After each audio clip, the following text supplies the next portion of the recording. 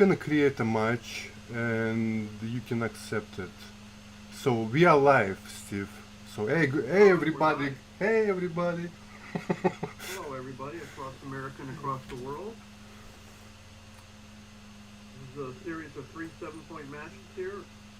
Myself, Steve Sachs, against Grandmaster Dmitriy Obukhov. Good to see you today. Likewise. Hey, we're gonna play at least 3 matches to 7 points. Winner gets 1 point for a win and 1 point for better PR. I'm hoping to not embarrass myself, basically. So what are you going to do with your 6 points when you beat me all 3 and outplay me all 3? I can sell them to you. How much can I get for the points? You can cash them in at a 7-Eleven for a coffee. You think they would know what to do? You know what those are? If they don't accept the voucher, then I'll pay for it. I'll Venmo you the money. Okay. So it's a normal time settings, 10 seconds plus 1 minute. That's generous, yeah. And I just created a game. Okay, so let me go over to Galaxy.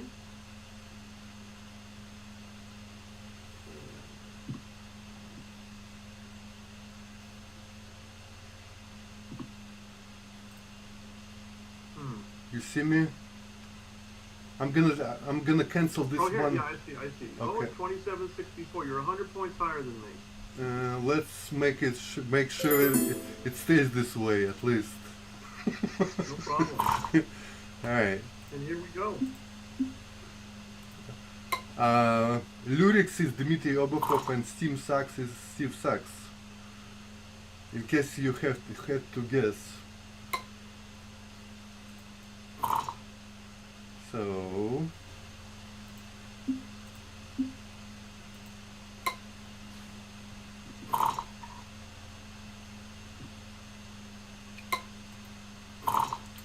oops.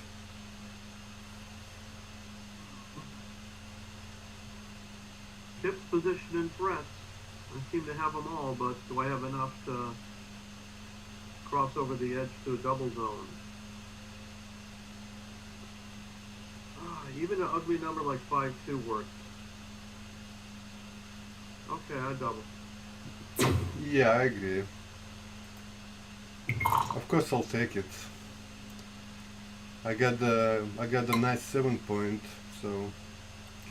Yeah, the question in my mind was whether it was a double or not, but I certainly thought it was a take. Here I'm not sure already. So. Well, let's slot the 3 point. I probably would have played 11 to 8, but anyway. 11 to 8. Yeah, I figured I had well, 5 checkers. Just because I rolled a 6-1. I figured I had 5 checkers and 6 point. I didn't know what to do with them, you know. All right, I'm gonna keep my anchor for now.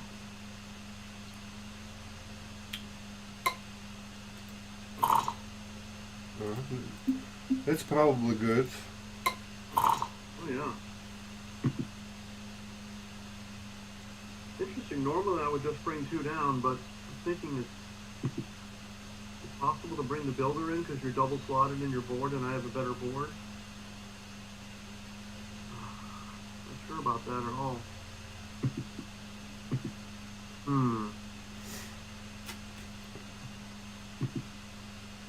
I don't think there's too much difference, but probably not a mistake.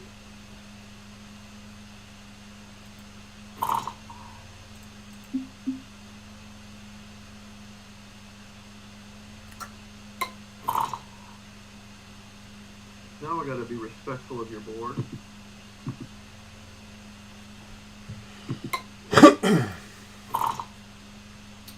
I was wondering what I'm gonna do if I roll this, something like this.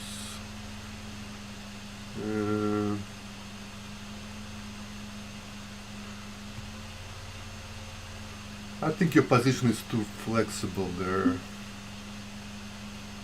so I'm just gonna bail out. It doesn't seem like you have a good way to play the number, you know? I mean, just flop the deuce or...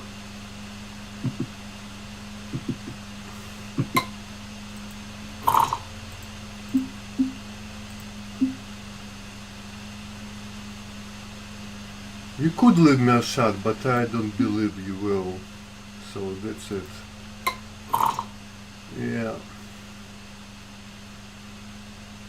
Okay, just in case I roll double sixes, I'm gonna swap the eight. Maybe that's paranoid, but 1% parlay.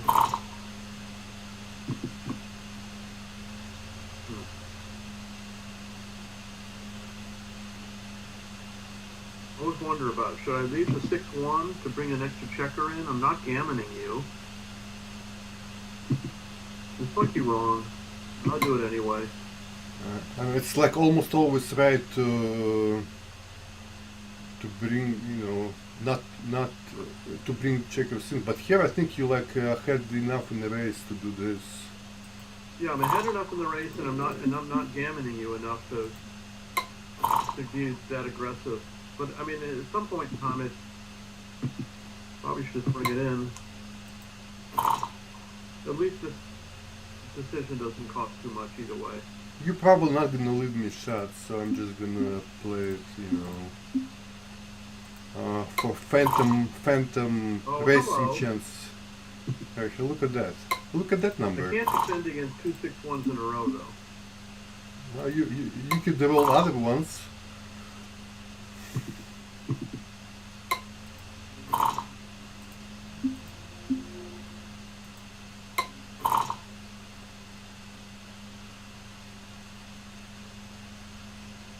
Well, I guess it's okay. 6-1, I leave a shot.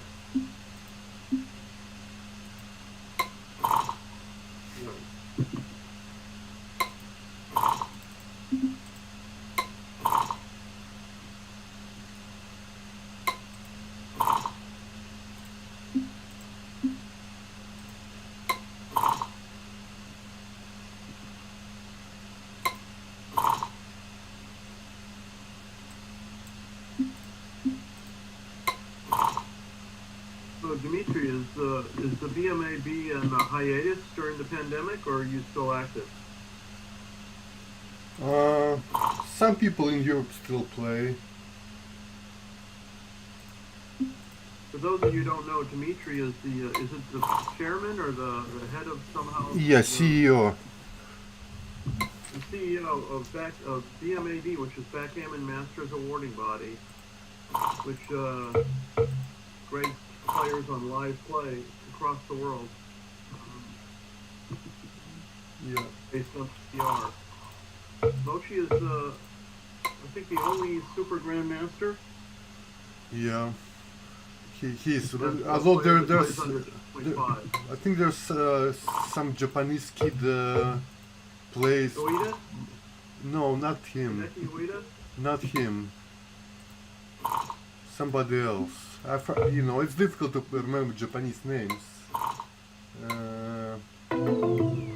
He was playing David Wells. He played under. I think he was playing like 2.5, something like that. You know. That's awesome. And he's young also. He's like probably 20, maybe 25. I don't know. So I'm 2 down here. All right. So Dmitry normally plays, I think, about a 3.6, which is very good. I Yeah. play anywhere from 3.4 to 4.2 on average when I'm not talking while playing.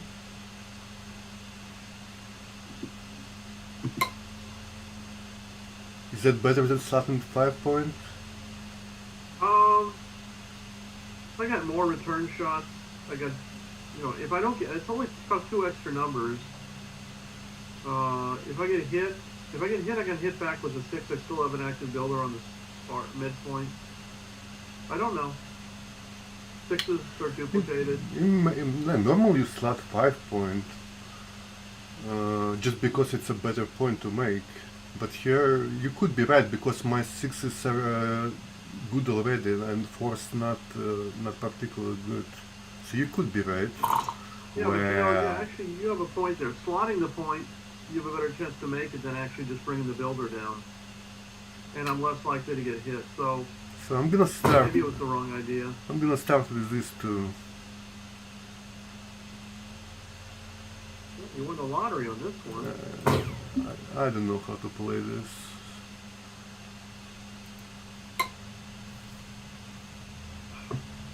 Oh, I would have made the ace and deuce there. Yeah, maybe.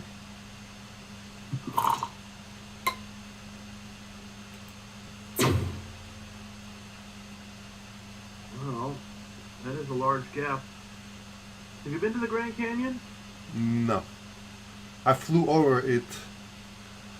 It's very nice, but not in backgammon. However, you do have a lot of tempo, massive race lead. You have aces and deuces working to make the 5-point force to hit the outside checker. And I have no development whatsoever. And I also, the icing on the cake, I got a 2-0 lead. But, possible it's a take. Alright, so I'm going to look at how the numbers play. Double ones, 2-1, 3-1, they all play. 4-1 plays. 5-1 is a little weak. 6-1 is terrible. Double twos is great. 3-2 makes the point. 4-2 hits. 5-2 is not so terrible, not so good.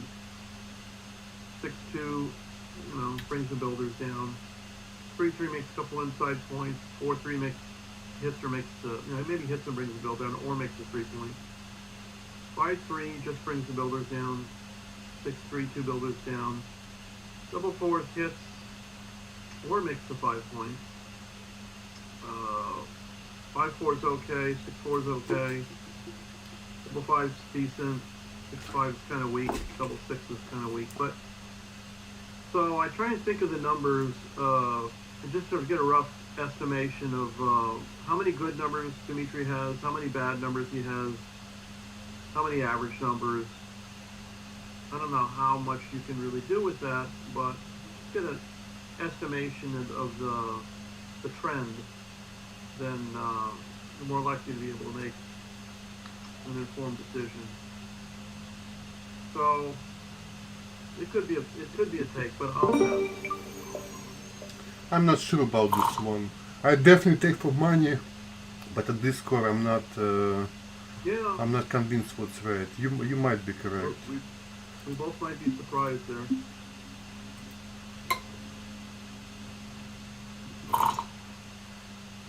Oh, okay. So I think this is mostly when your opponent makes a point in their board and you have an opportunity to make a point, you're supposed to. I think the exception is 3-1, 6-4, and you're supposed to run. I don't know if that's right or not.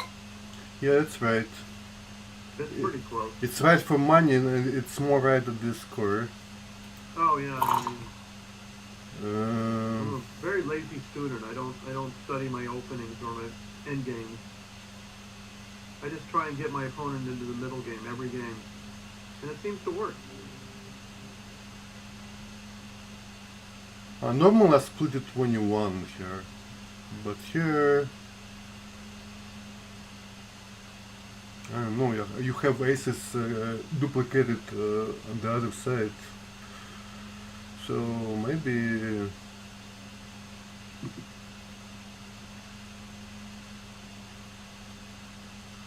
I'll split to the 20 here. I doubt it's a big deal either way.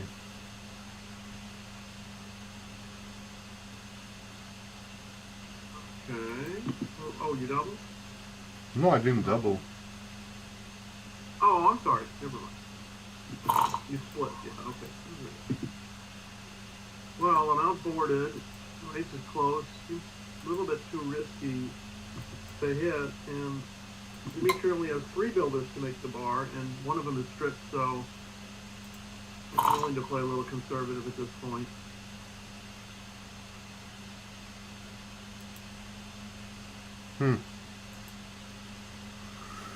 I could make the 3 point, but break the 8 point. or could make 10 points. So I'm gonna say that having 10 point and 8 point is better than having just a 3 point.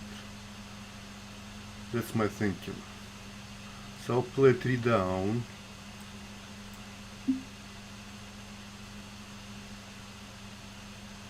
And I'll play 5 down also. Yeah, I mean, normally I like to make the inside point, but in this case, I was actually thinking before you made the move that I probably would make the same play you did. Oh, wow, how about that? The race is still close. I could double hit, but I really do not like putting a checker on the ace point without points on my board, and I have an inferior board. Although it is creating tempo and stopping you from making the 4 point of the bar point. So actually, I guess, let me take a look at the double hit. Alright, I don't like it so much, but I'll do it. What don't you like about it? I think it's... Because if I get hit, it's really bad, and if I get missed, you just come in with a couple of pieces, my attack's very limited. Well, if you don't hit me, I'll either make the anchor, or I'll make some points like 7 or 4 or maybe 3. You know, I think it's right. And you have. Actually, I'd like to talk about this theory of yours for about 4 minutes more. Okay, yeah, we gotta play faster maybe, huh? Okay, well, backgammon is as easy as 1, 2, 3. Can you hit? Can you escape? Can you make a point? That's what I always think about. I did. I'm gonna play down here. Not thinking too much about it. Yeah, nice.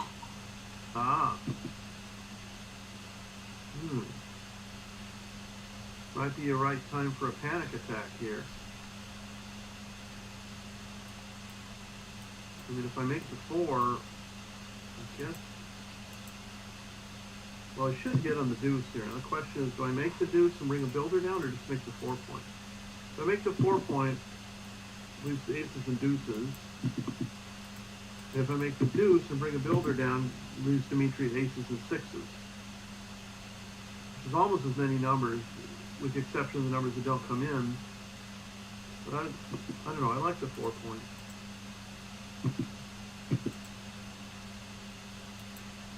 Wow, that's really, yeah. Sure. Or I can just, no, alright, this is a rough one here. I don't know about that. I'm gonna double you here. Yeah, it's a good double. And let you figure out what's right. You've got great diversification, gammon chances, but I am ahead 10 in the race, and you do have 4 numbers that stay out. Wow.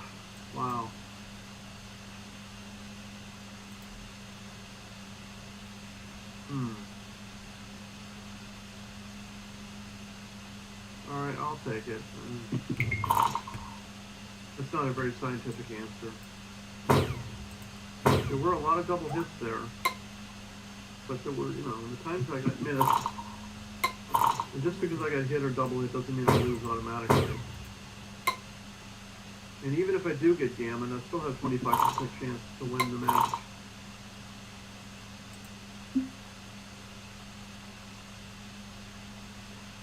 I don't need my 10 points, so I'll break it here. Yeah. If you had fewer checkers back, you might want to consider making the ace point, but with 3 checkers back on my board, it's better to play positionally.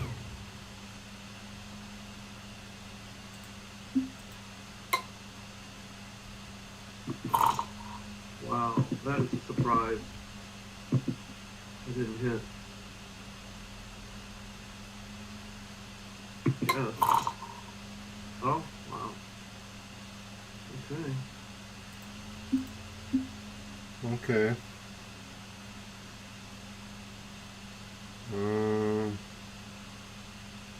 Yeah, I guess. Yeah, I mean, you got the anchor no matter what.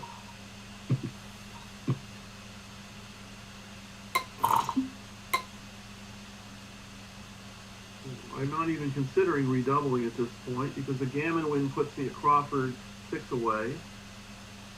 And position isn't strong enough anyway. Huh. Double fives is good anyway. It would be pointing, not hitting the checker on the 12 point. Alright, this is pretty good. It comes out. So, I could bring a checker over. Leaves a few more indirect shots, but the 3s and 5s are duplicated, and it is an attacker at the 5 point. So I'm going to risk it. Again, I'm not redoubling because gammon win is just about enough to win the match. Not to mention the position isn't strong enough.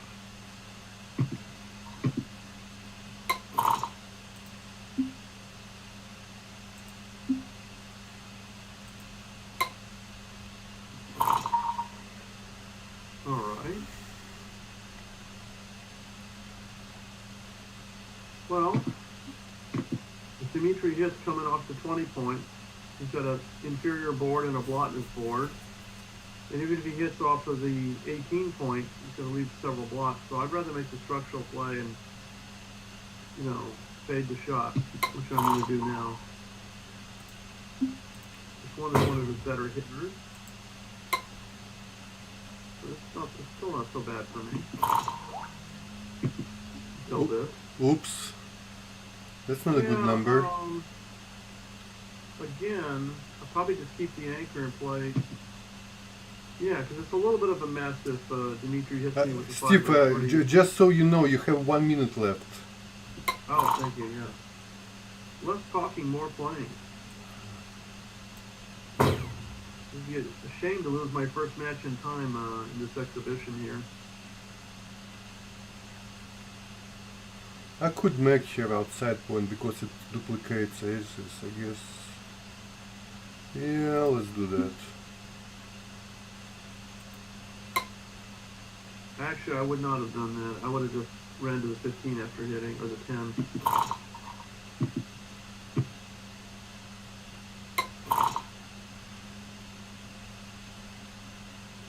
Well,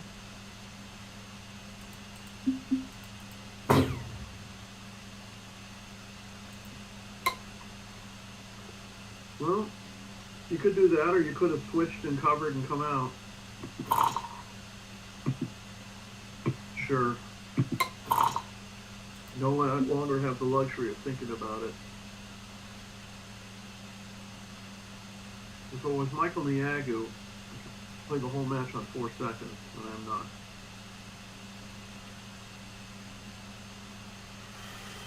I don't want to go 4-2, but I also don't want to leave you shots. Tough choice.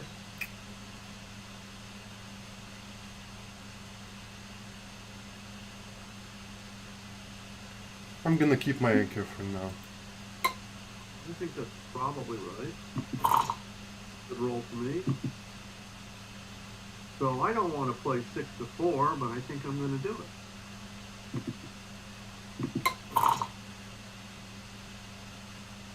it. Here I'm gonna give you something. Good move. Flexibility. Now, here I'm going to give you nothing. Uh-huh.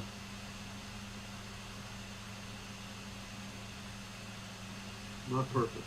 Not perfect.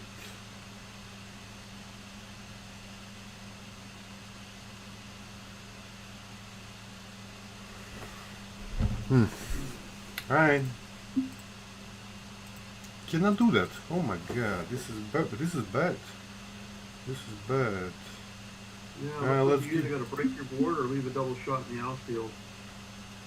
Yeah. I can keep 2 points and give you this way, maybe. 2 blots. Oh, this looks prettier. Yeah, I mean, I still have a blot in my board in the 5-point open, so it seems right. You don't have to worry about me doubling you back easily.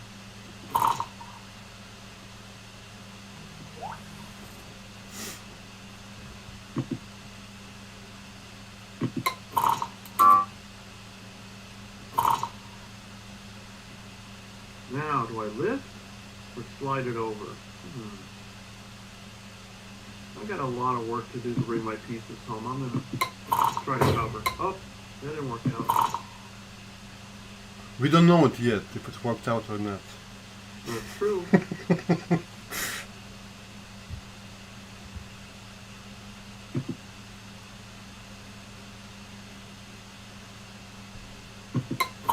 Pretty rich play.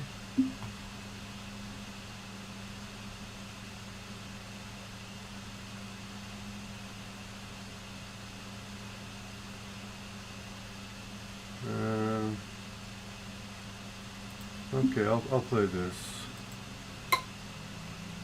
I would have just, well, I don't know what I would have done. I can't. I'm not sure. I'm not sure. Okay, 1, 2. I put checkers in front of 2 3 points and kept my anchor, I guess. That's all I can do. Well. Let's do the aces here and do this.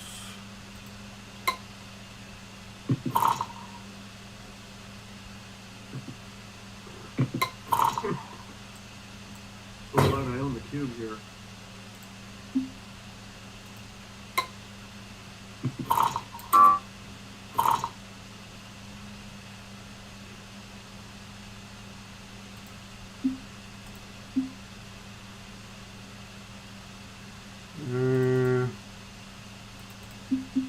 Alright, man up.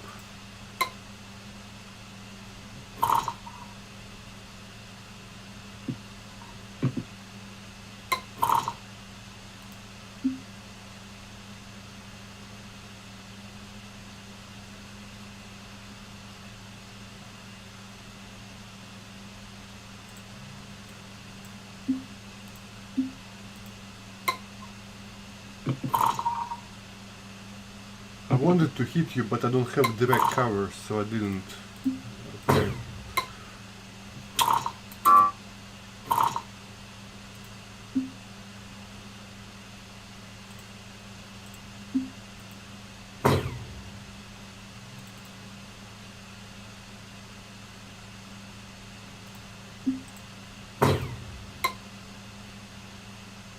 Well, if I was going to hit, I might have brought the builder in. Well, I figured that's enough builders already. You know, almost as good as in direct cover. If you play it fast enough, you can make the 3 points. Yeah. Well, if I get gammon once again, instead I'll be down 5-2. Still have a 25% chance to win. Sixes are duped on the other side, so I'll make a 5 here. Good move.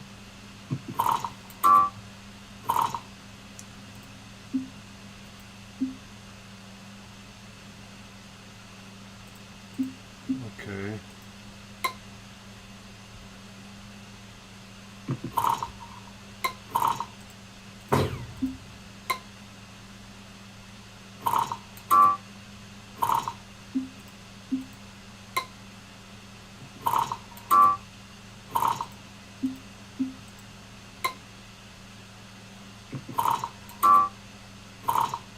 Should have listened to my mother's advice and stayed in college.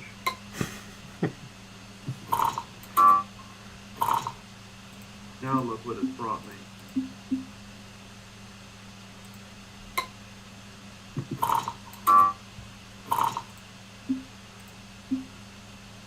This looks this looks a shot on double sixes, but I think it's still right. And this is probably right. Or just come in, not sure. I probably would have played 5 to 4. But Yeah. a little awkward after double sixes. Pretty inconsequential. There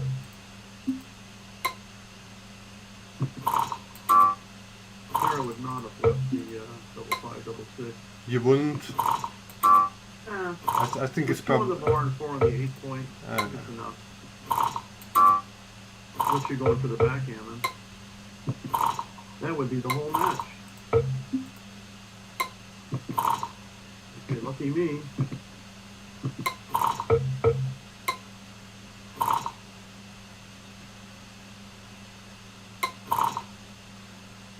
Oh, now I'm coming up. Get off the gammon with double 6. Come on. Alright, I still have 42 seconds left.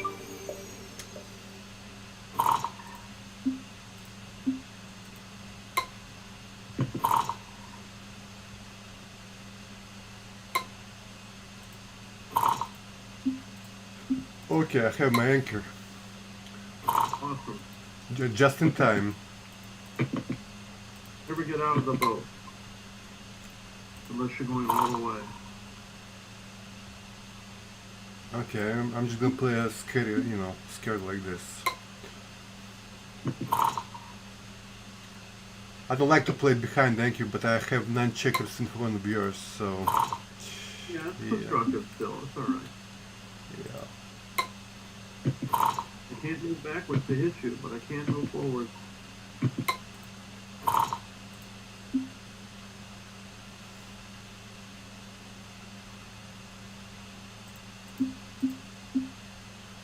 Okay. Mikey, right. I would have come down with 2 from the to the 10 and slot the 3 point. All right. So 1 block facing a stripped point, which hits me. That's a great number. So modest race lead, a shot, and trailing 5 away, 2 away. Okay, certainly looks worthy of a double.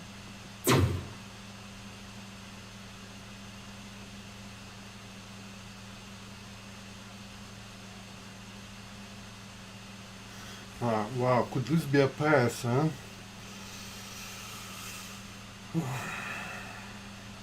Could be a pass.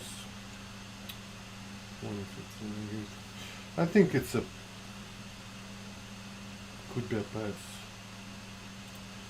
I'll let it go. Not sure about that. There's some gammons, right? There's some gammons. So now I'm 4 away. I've gotten to 4 away. Dmitry had not rolled a double ace, so I would have had a cube. Anything constructive. Oh boy. Well, good hit with the ace. I guess that's a score I can afford to split. I'm not worried about getting cubed. Dmitry gammons, he can go for the gammon in any situation.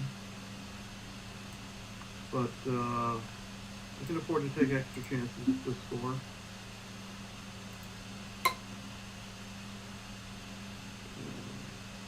Be pretty aggressive with doubling. I think this is maybe too aggressive. I think you should have doubled.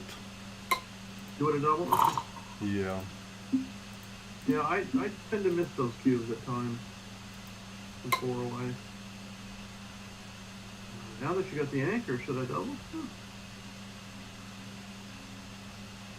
Alright, how bad could it be? Alright.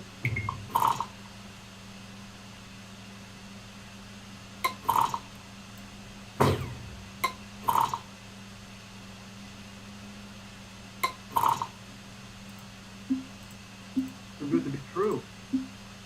It's a pretty number. Okay. Not with the 6. Continue. I'm in good shape here.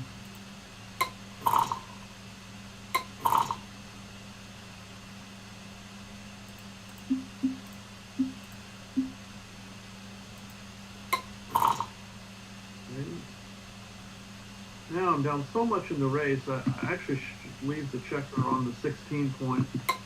Yeah, I'm not even gonna hit you if I roll something that hits it. Yeah, it gives me a chance to make an anchor, or if Dmitriy his midpoint. Wow. Okay, duplicate the fours. Now that Dmitriy's midpoint is stripped, he has a few numbers to leave a shot.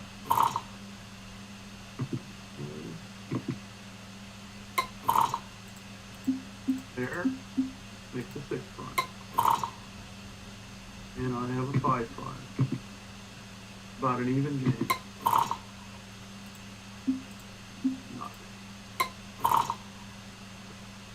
Alright, this is, got some hope to it.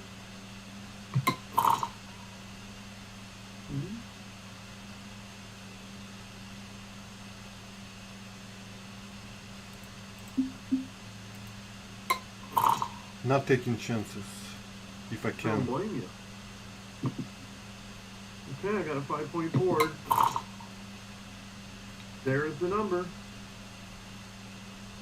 Yeah, I was trying to play it so carefully, but... Hey. Okay, Oh, everybody, very dramatic. everybody's happy, everybody's happy. Yeah. Well, what's the race like? Don't think it makes too much of it. Well, actually, now I get a... If he points on me, I get a 2-1 fly shot. If he doesn't point on me, he has a few bad numbers. So that was reasonable to leave the checker out there. Maybe I should have pointed on you, but Maybe. maybe. Even now, Dmitry can roll 6-4 or 6-1 and leave a shot. Double 6. Oh, and there it is. Wow. Well, we're going to overtime, ladies and gentlemen. Potentially.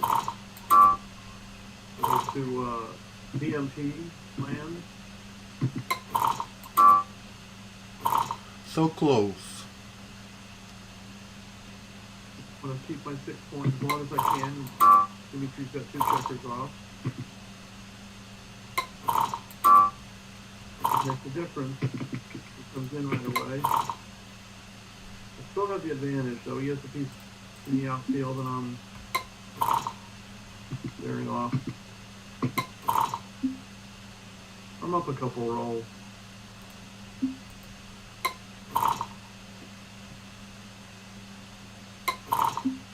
I'm up only 1 roll now. Is that right? Yeah. Yeah, roll a couple of deuces here. It could be a problem. Double deuce doesn't get a checker off.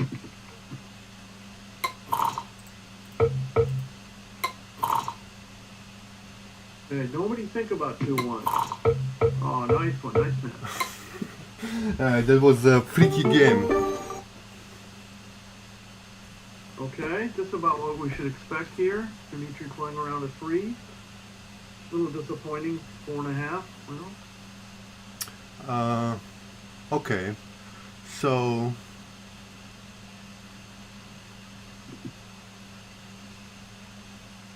I'm gonna download the match Alright. and then I'm gonna run analysis.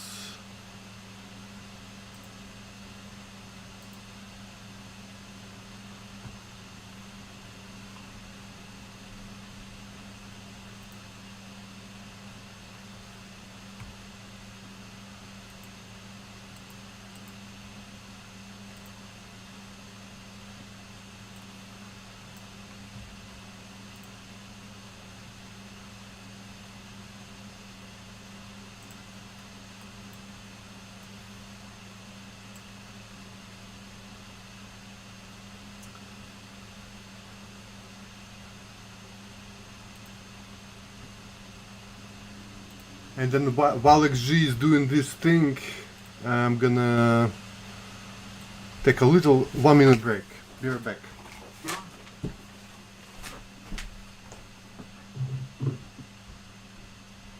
Mm-hmm.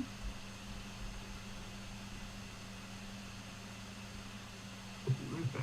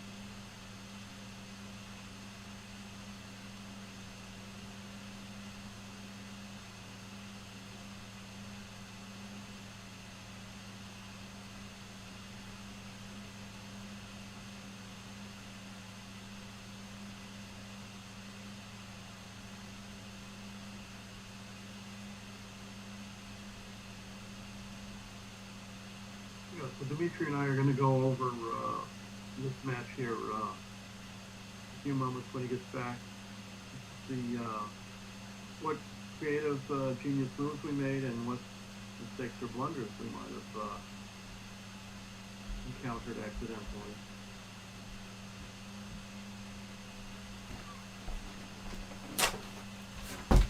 He's back.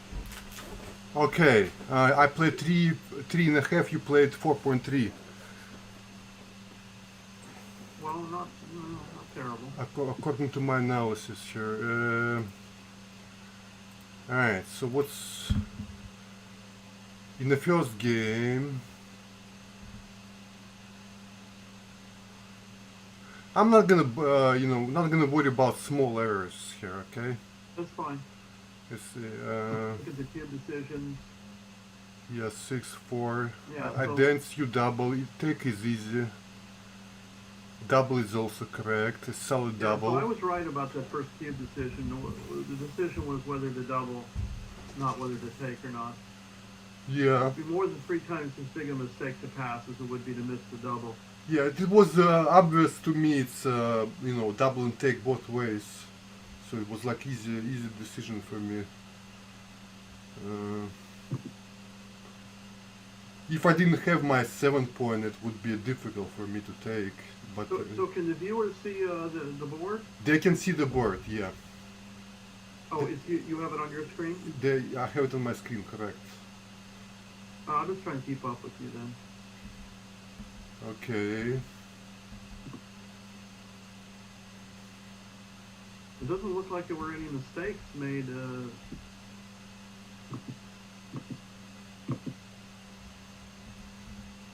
When you came in with the, I know you said, yeah, actually, it was about a tie, but you were slightly right to slot the 3 points. So nice move, on move 4. Okay, and then you're talking about this one. Yeah. Well, I didn't like 5 checkers and like 6 point, and I was hoping I would get like something, like maybe like on a 4-1, I have a double shot at you. And I didn't want to come in on the 22 point because you have 11 checkers there, and I have only 1 point board, so it was dangerous to come in on a 22 I mean. Would not be horrible, but it's still an error. Okay. Yeah, you were right to come out with the 6-5. You can't place your checkers in a very constructive place if you stay back, and there is the risk of getting attacked in gammon. Yeah. So that was a good choice. Well, The rest of this game is, if your forward position was awkward, I would probably stay there. But as is, you're probably not leaving any shots, most likely. So my checker will become a liability later if I don't do it now. right. On to game 2. You were right about slotting the 5 point. I guess it makes sense. If you slot it, it's halfway made. I'm less likely to get hit. If I don't slot it, I just thought I had more flexibility overall, but it doesn't beat. And 4s are a little more duplicated than 6s because a number like 4-2, you could have made your 4 point if I had chosen to slot the 5 point. And then you got a hit instead. And small take. Okay. Double 6s. I criticized the double 6s you played. Was it very, very close though? Well, actually, I did plus and take, and it's like dead even. Yeah, it really is. Like about dead even when you attack. I know it's just my style. I don't know. So I Take a guess, couple of points, put 2 on the bar. I guess we were both right, thinking it's very close. Yeah. Yeah. Okay. And then the the plus on the cube action it was close. Yeah. But I think probably in a rollout it's going to come back down a little bit because you have a D point made and I have an anchor, so I think I get some of that equity back. Well, I don't know. it might, you could be right, but it could also go other way. But I'm thinking it's like probably in general it's more difficult to play this position for me than for you, because I have to make decisions, and you know most of your decisions look like will be, slot the home board, make a point, make an anchor, stuff like that. Easy Yeah. decisions, Yeah, maybe. it's close one. Yeah. All right. Well, yeah, like you said, for money, you take it pretty easily, but 2-0 lead, maybe be a little more conservative taking. So on to game three. Dmitry has a Well, one yeah. deficit here. 4-3, I was struggling a little bit about with this play, but I figured it out at the end. Oh, okay. Normally you would split to 21 and bring to the 9 point, but here aces are duped, Not so only that, but you're giving me good fours, like a 4-2. The fours are blocked in the back, but now you're giving me a good 4-2 to point on you. I mean, yeah. But it's not that big a deal. 5-3, 2 down was correct. Oh, the double fours I had on move 5. Yeah, I actually did think about bringing 3 down. I didn't do it, naturally. I just didn't like the idea of giving Dmitry 5 builders to point on me, and having such a weak position with the blot on my ace point. But it does, yeah, I mean, the Yeah. race would be close, it'd be slightly ahead. Yeah, but it's And, yeah. I guess it's a difficult play.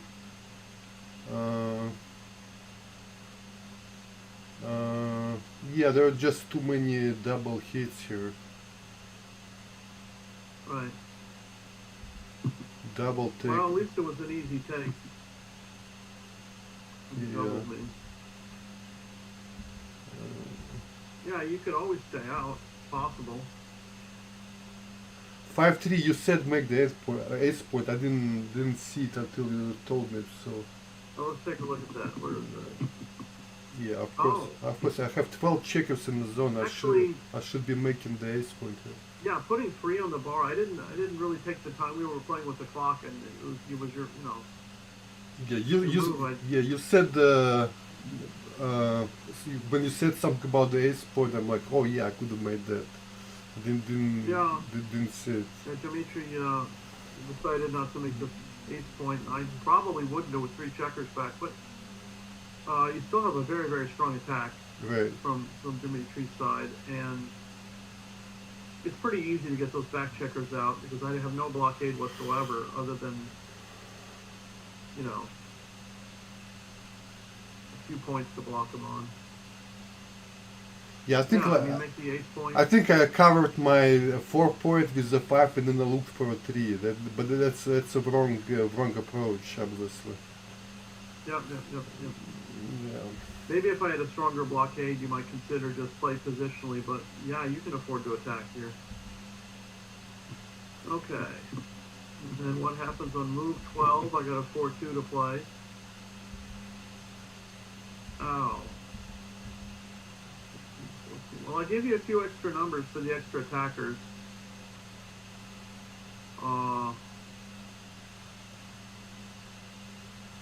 I still don't mind my play so much, but you do have a better board than me. So how many numbers? If I just leave the 5, I'm leaving 1, 5, 3, 5, 5, 5. That's 5 numbers. If I move to the 10 point, that's 1, 5, 3, 5, 5, 5, double 3. What else? Double 5. Already said that. Huh. 5, 5. That's 5 numbers. That's double 3.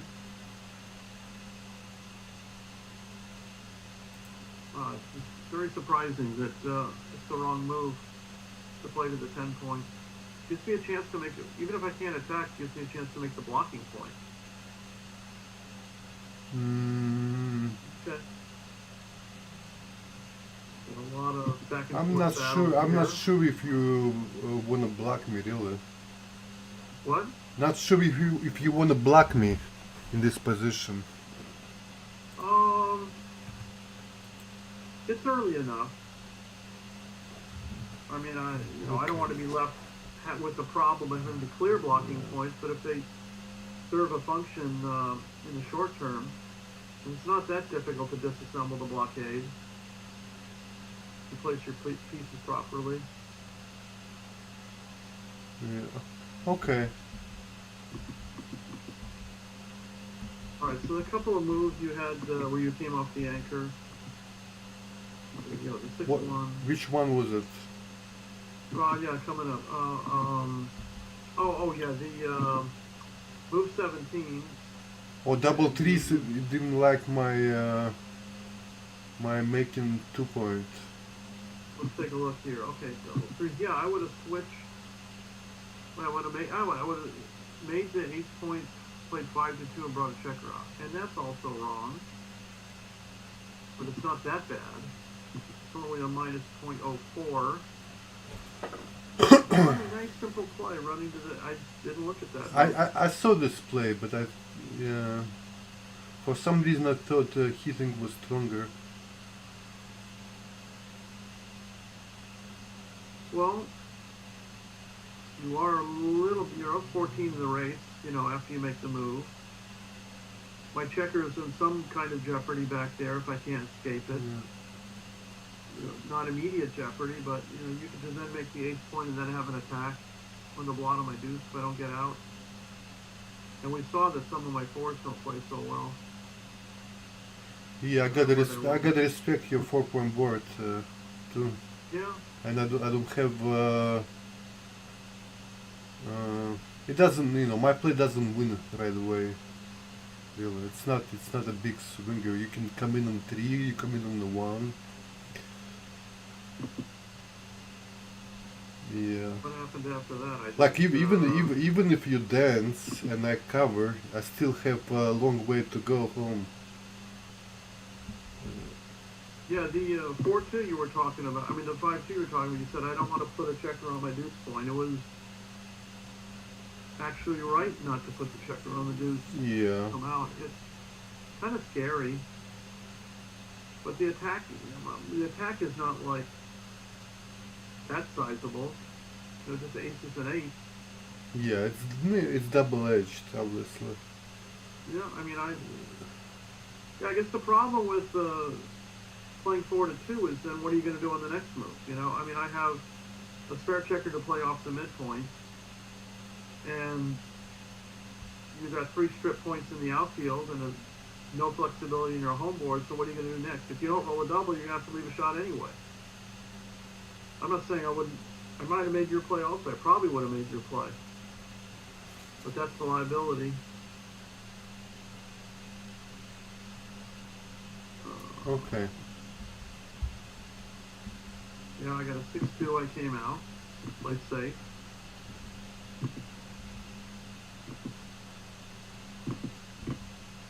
Yeah, 4-3. Okay, so I hit with the 4-3 on move 21. You stayed out. I hit and was right to leave it slotted. Was wrong to get hit. With me. Oh, yeah. I was running short on time here. So I had a couple checker blunders here. I just played big. Too much diversification of your numbers. I mean, if we were analyzing this, I just ran short on time and I just gambled on the big play on move 23. And I should have come out I can with easily 40. see playing safe is right. But that's what we win in competition we play, and we play with the clock. You have to make your decisions in that period of time. Yeah. So no excuses. And then I roll double 5s. Okay, I must have missed a move here. Take a look and see what I... Oh, yeah, I was running short on time. I just blanked out. I didn't have to leave a shot at all. Right. I left you 6s and 2s. Well, you know, Happy Hanukkah and Merry Christmas, all in one. A gift for you. Yeah, that's just, that's letting myself get short on time, apparently.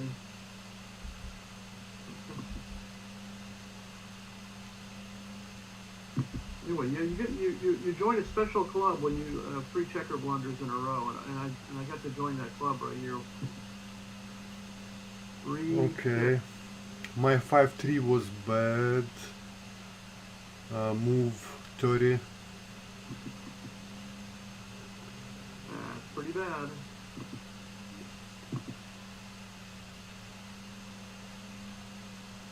I don't know. Yeah, so move 25, I came out with a 6-3. I just won the gammon you there.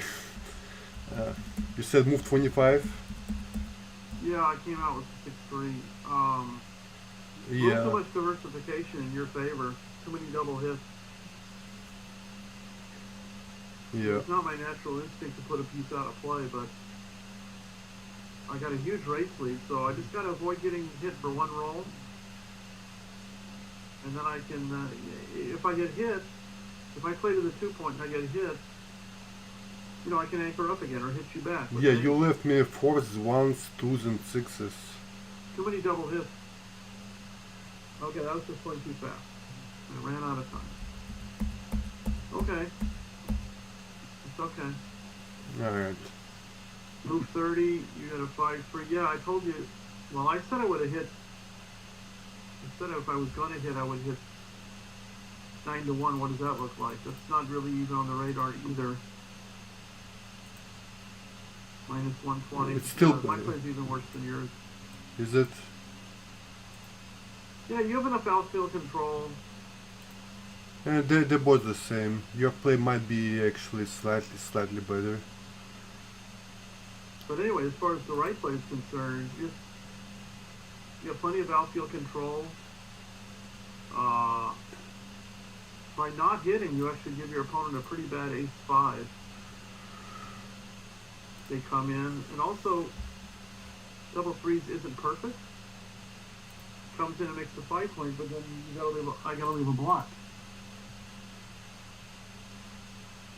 So not much for the rest of this game. You just gammon me. And let's see whether in game 4 I had a cube or not. Oh, I'm sorry. I was thinking about game 5. Oh, you yeah, I would have taken in game 4. Oh, that's the one I passed. Okay.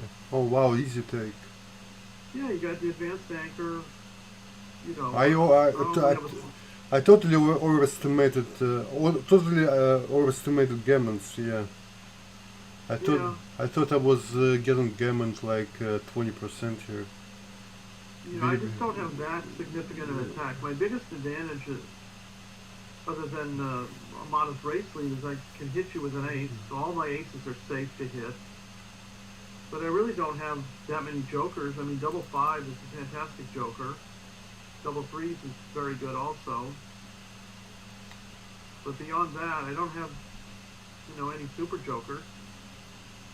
And then you have the 20-point anchor, so you're not getting gammon that often. Anyway, last game, we almost pulled it out. Oh, no double, huh? Not terrible. What about? Actually, there was I rolled before. The roll before. Looks like I was correct not to double. It's very close. Actually, when you plus it, it might be 2 mistakes to double. But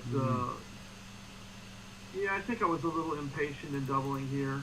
Maybe because I was short on time. I just said, let's try and finish this match in one game. But you have the anchor. I have 2 checkers back. I'm only 50% to make the bar. You got your 5-point made with builders on it. You got a very good game, you know, defensively. And you're winning almost half the time, and you're not getting gammon that often. So that was impulsive to double there. Move 6, I got a 6-5. 13-2. That's not my natural instinct to keep a checker back when it's under attack. Yeah, but you're so much down in the race, you need to anchor and play from I'm there. not that much down in the race. I mean, it's the wrong play, there's no doubt, but I'm only down 6 pips. Okay. I guess the problem is I'm really not giving you any bad numbers when I run out. What do you have that's not good?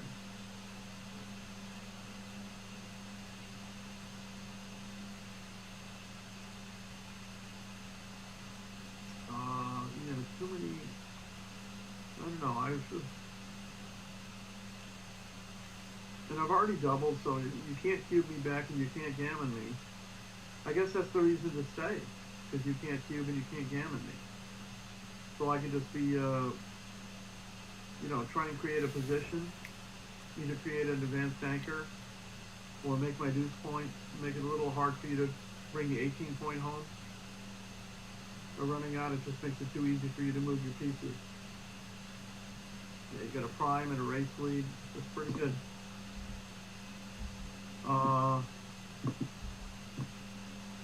Yeah, I actually got very lucky to get back to being a favorite here. Yeah. Do anything wrong with the bear off? No. And you came in and yeah, after I rolled the I was like 96%. Okay. All right. So, any last comments on this match here? Not really. Okay. I'll try and play better next one. With enough creative pluses and rollouts, I probably could get this under 4. But I'm not going to worry about that right now. Oh, and 3 checker blunders in the whole match, and they were all back to back to back. How about that? The rest of the match was. All right, I'm creating a new match. Awesome. All right, we're on to round 2. Oh, that's right. There's a galaxy.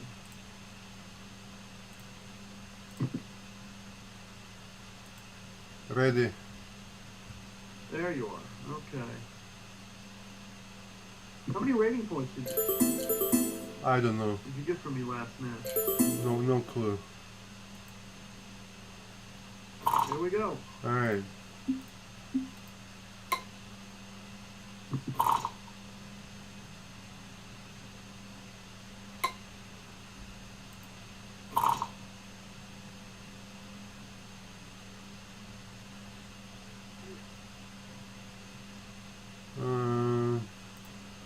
Because it's my last checker, I'll go.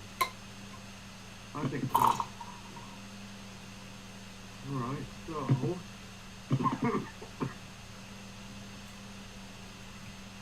well, with the 4-pip lead, I could come out. I don't think it's a big deal. No shots for you. No soup for you.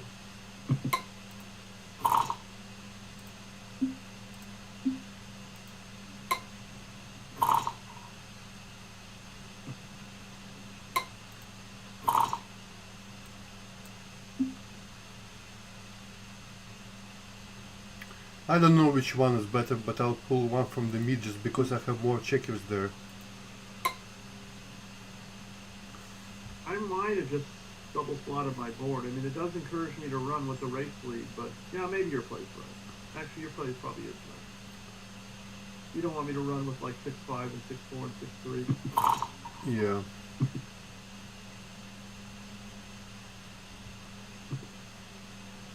And I'm going to keep the midpoint. You roll the normal number, I could run with 7s, but not running anymore down the race. Oh, you only down 10 pips after the roll. Do I slot the ace here? Yeah, why not? That's the number I was going to run with if you didn't roll double 6s.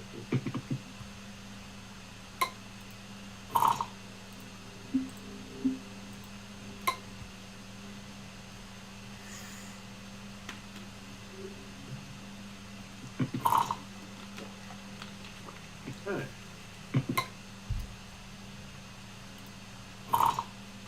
Awesome shake.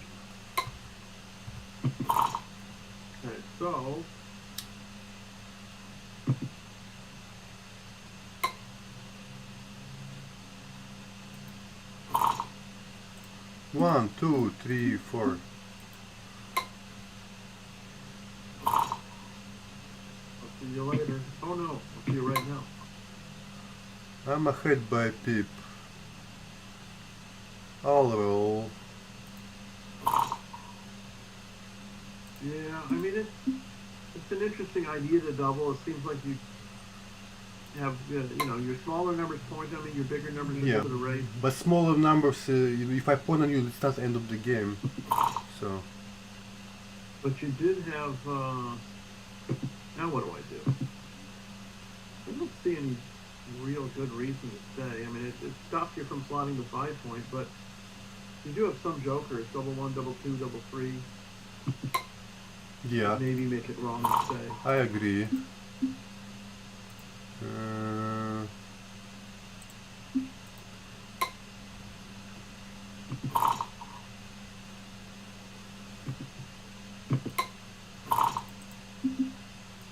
Okay.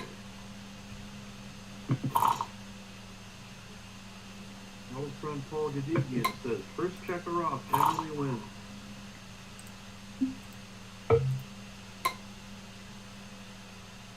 Born in 1917.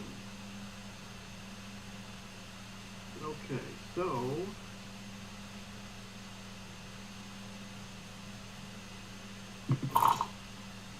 I was setting my dice there.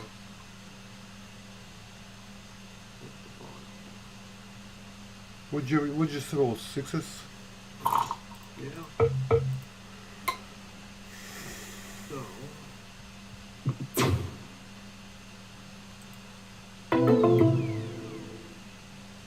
Too much down.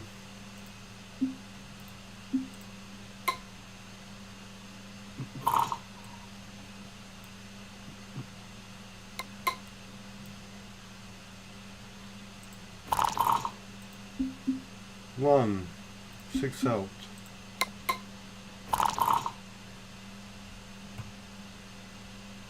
well, double hit or the 5. I'm gonna make it.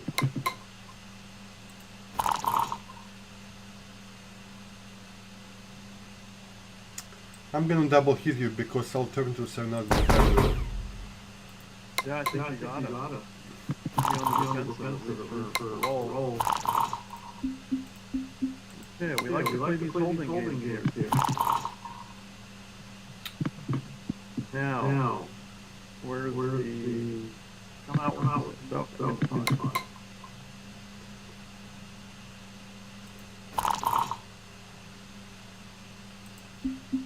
You got a better board, I'll just make a point. Nice play. I was thinking that we were right to make this. All right. Fancy.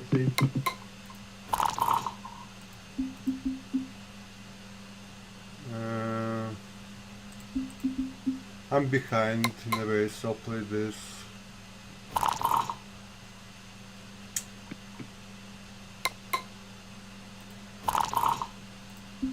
One, two. Well, I got a little shot. Might as well do something constructive.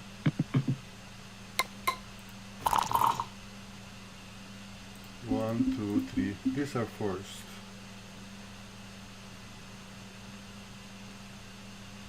The last one is interesting. Does it make the news or come out? I'm gonna come out because it's getting tough to get out of there already. But I don't know. Yeah, it's reasonable. You're out of time in a way. So you already escaped the piece. If I hit you, then this sends you back to where you were originally. That's probably a good idea. All right, pretty good shake for me. Blocking point. Good shot for Dmitriy. Got a lead shot. And we'll rotate the two. So I got a 15-tip lead, but I don't really have any market losers. There's no point doubling.